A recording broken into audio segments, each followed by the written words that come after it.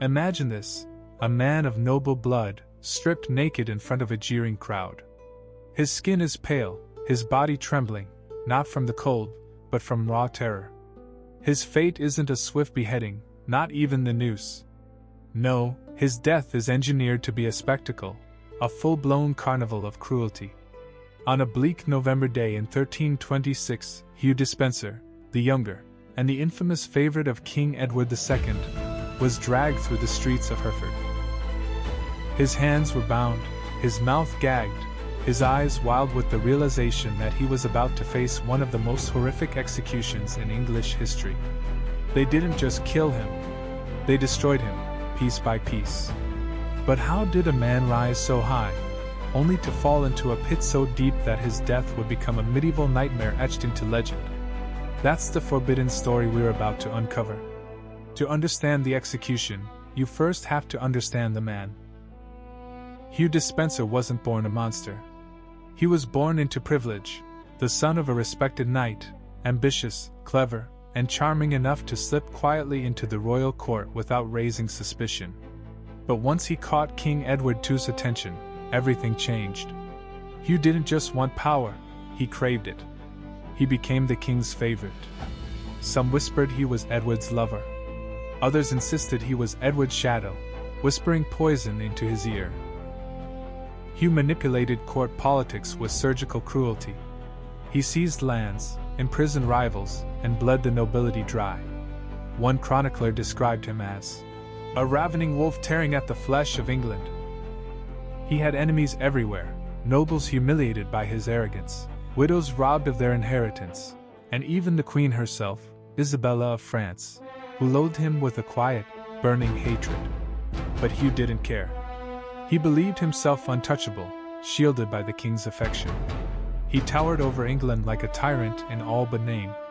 And yet, medieval history is merciless to men who fly too close to the sun.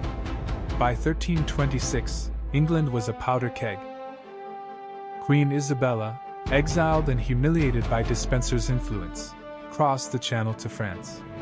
There she allied herself with Roger Mortimer, a powerful exile with vendettas of his own. Together, they raised an army. When Isabella returned, she brought not just soldiers, but a cause. She claimed she was saving England from Despenser's corruption and Edward's weakness. And the people believed her. Nobles defected. Cities opened their gates. Edward and Hugh fled, hunted like animals. They were dragged from their hiding place in Wales. For Isabella, this wasn't just victory, this was personal. And for Hugh Despenser, it was the beginning of his descent into hell. On November 24, 1326, Hugh Despenser faced trial in Hereford. But trial is far too generous a word. He was given no defense, no jury, no advocate. His guilt was already carved into the minds of his enemies. The charges were read aloud, each one dripping with venom. Theft, tyranny, sodomy with the king, treason against the people of England. The crowd spat. They shouted. They cursed his name. And when the sentence was announced, death by hanging, drawing, and quartering, the square erupted in cheers. Yet even then, something darker stirred. His enemies didn't just want him dead. They wanted him erased. They wanted his body turned into a warning. And what followed was nothing short of medieval theater. They dressed him in a tunic bearing the royal arms, mocking his claim to power. Then they stripped him bare. A gag was forced into his mouth so he couldn't beg for mercy. And he was dragged through the streets. Mud and excrement clung to his skin. The people jeered, hurling rotten food, stones, even dung. He was no longer seen as a man, but as a carcass waiting to be butchered. And at the scaffold, the true horror began. First, he was hanged. Not until death, just long enough for his body to sag, choking, his eyes bulging. Then he was cut down, still alive. Next, the executioner sliced open his body. His genitals were hacked off and burned before his eyes.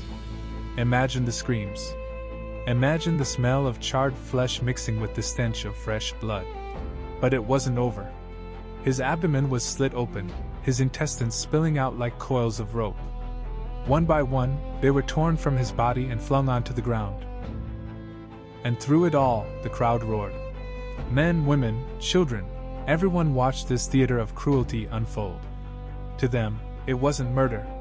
It was justice. Finally, Despenser's heart was torn from his chest. His head was severed, his body hacked into quarters. Each piece was sent across the kingdom, nailed to city gates as a warning. This wasn't an execution. This was obliteration. This was the story of Hugh Despenser the Younger.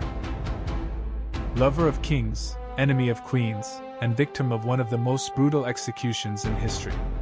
If this tale shocked you, you're not alone.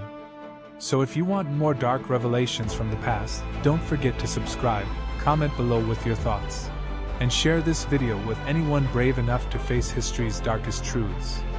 Because this is only the beginning.